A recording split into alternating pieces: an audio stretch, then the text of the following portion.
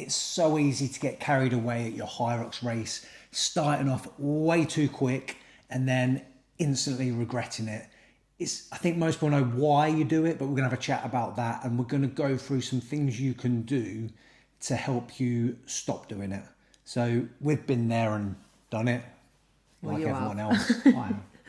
I drag you back. Get carried away, Yeah. you get excited, you get the adrenaline, and then you end up racing people who you don't even know. We need to blame the adrenaline, because it takes over the excitement, keeping up. It's good excitement, isn't it? It's like you want to go off quick, and it's like you get carried away and you see other people going quick, even though loads of them aren't going quick. And then you're like, oh, I'm gone off really fast there. I'm flying. And then you look at your times once you've done your race and you go, oh yeah, my first run was brilliant. And then it gets worse and worse and worse. So you're good at holding it back. Yeah, or holding it together. Holding it together, not getting carried away. No, holding back, not getting carried away. And maybe I'm the other way a bit sometimes, or you can go off a bit too steady and slow and careful. Yeah. And you're catching up with yourself then, and you think, oh, I've only went half. We've done that where I've I've only gone half a minute quicker at the beginning, but I'd rather do that because it's easier to pick the pace up than it is drag your legs around, because it's weird. Even if it's 40 seconds faster than what you usually do on a first run, it can have a massive impact on the rest of the race. Well, you don't get to have a rest. You don't then go, oh, I've gone too fast, let me just take a 30-second rest, let my heart rate come back down, settle back down. You've already put your body into that energy system where it's gone, right, we're in go mode, let's go. And that's not where you want to be when it's a longer event. So there's two main ways that I'd say that you can really help with it. One's within your training and one's when you're at the event. So we'll start with the one when you're at the event. This is where your warm-up is really important. What you want to be doing in your warm-up is matching everything you're then going to do in that Hyrox race. So you can't track your running speeds when you're in the venues, but what you can do when you're outside warming up or on the treadmill warming up is run at the speed that you know you're going to run your Hyrox race. So if you're on the treadmill getting carried away and you warm up running fast, or you don't do any running, you haven't sort of set your body in a position to go, this is what to expect today. This is what we're going to do. You haven't sort of inbred that speed in you in that warm up. And you can do that with the running, the skier, the rower, everything. So you pace yourself. It's so easy to think, and we did this right at the beginning, that, well, there was one time that we got to the January race in 23 quite late because we got lost or whatever. That's really not helpful. But what I'm saying is, less warm up, you think, oh, well, I'll conserve my energy. And it's the opposite, and it's so weird and true. So you know, if someone does a 5k run at the public parks or whatever, and they're quite good runners, I always see them doing these crazy moves and warm-ups and running really fast, and I'm always thinking, oh, that's going to use all your energy, and I can see why I was that person that would not do a proper warm-up, because I'm trying to get there shivering cold and all stiff and probably not performing at my best. You need to almost be like part run through, done, to get there, and then some people have a warm down, which is another... Yeah, that's way more discipline than going, right, where's the pub? We're going to get a beer now for some Hyrox. Yeah. Or going to eat a load of food. But the thing to look at the people who are good at it. They're there an hour before the race, starting their warm-up. And they might do a half an hour to 40-minute warm-up, and then 20 minutes just to get your head in that place. Then you go. You don't need to, it doesn't have to be so long and consuming. It doesn't have to be, but you're priming your energy system, you're priming your body for what it's about to do. And if I'm honest, most people who are doing Hyrox aren't going, well, if I do a 20-minute warm-up, I'm then going to be tired out for my race to warm up. So not true. You're not doing, when you do your warm-up run, you're not running 5k, you're doing a bit of a run. You're then doing a bit of a skier. You're then doing some lunges. Get your heart going.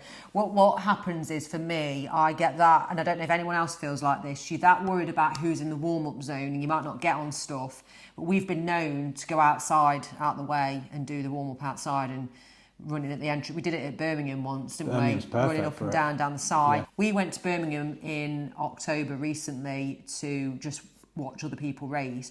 I hardly saw anyone run outside. No, I was surprised. But the warm-up areas are bigger. Way bigger. doesn't mean there was like type for time. And otherwise, so I would say if you are concerned about not getting on something, getting in people's way, just take yourself outside, do your runs, squats, jumps and whatever. Use your watch to check your pacing. If you're planning on running a 5-minute kilometre, 6-minute kilometres, whatever it is, look at your watch, do 300 metres at that pace, take a little break, do the same again at that pace, get used to it. Yeah. And then the other main way, and I'd say this is probably the most important way to know what speeds to run at so you don't get carried away, is to have done your specific prep phase. So whenever you do the specific prep program, you've got 8 weeks out where you're doing more simulations, you're doing half sims, you're doing them at race pace. And that's what's important. So even if you do a half sim, the goal of a half sim wouldn't be go, how fast can I do this half sim? It's the pace you're going to run your full sim at, generally, when you're doing this as you're training. So you get used to that pacing. So when you come to your race, you already go, oh yeah, I know we're going to run the runs at 5-minute kilometres. It's what we've been practicing for the last 8 weeks. And then when you start doing the runs, that pace should feel the pace you've been training at. So it should feel easier to do rather than going, yeah, I don't know what speed I'm going to run at. I'm just going to go there, probably go fast at the beginning and end up slowing up. Or you go, oh, am I going to go slow at the beginning and build into it? But you should have an idea. And to be honest, the more, I don't know if you've just said this and I've just heard it, where I feel like I'm repeating myself. But if I run a 5-kilometre pace outside, I can then get used to how it feels without my watch. Is that basically what you're saying? Yeah. The more you do this sort of thing, you can get that.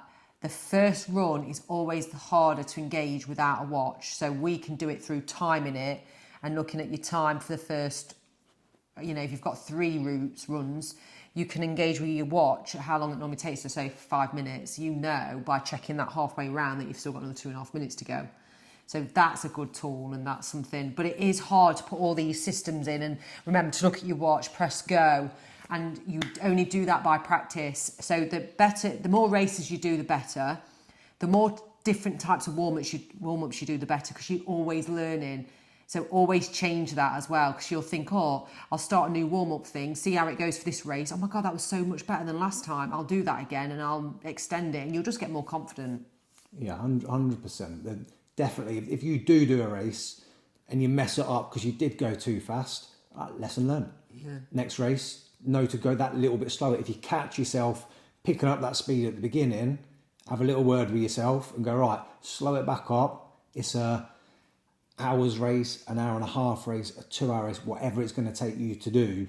Race it like it's that race. It's not a race for who gets to the ski erg first. Again, unless you're doing the elite 15s, does it matter who's in front of you on the ski erg? Does it matter does it matter who's in front of you? Most of the time, you're never going to go, oh, I don't even know who it was because I don't know who I was racing against. You're just going to go with your times. You're going to look at your times and go, have I improved on what I did last time? Because that's what most people want from Hyrox. Yeah, but it's hard to do that. It is hard to do that.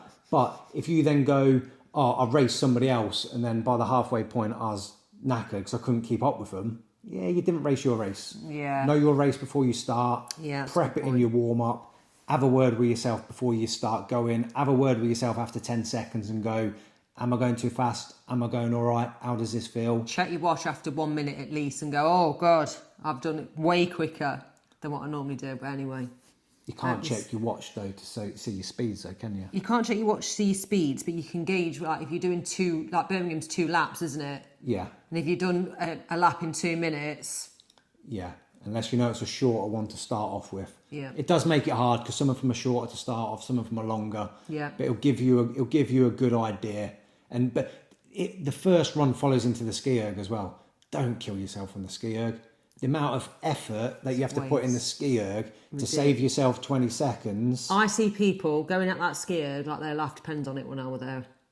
And I get it. If you can keep that up with everything else, brilliant. I can't. If you're going to do that and then your next run's then 7 seconds slower, the next one's also 7 seconds slower. Before you know it, those 7 seconds add up to way more than you do in that ski erg a little bit quicker when you're thinking, I'm fresh, I feel good, I'm trying to impress somebody. But too many eyes are on you, so you have to look like a madman. On that note, don't do that. Yeah, it's vanity. We want sanity.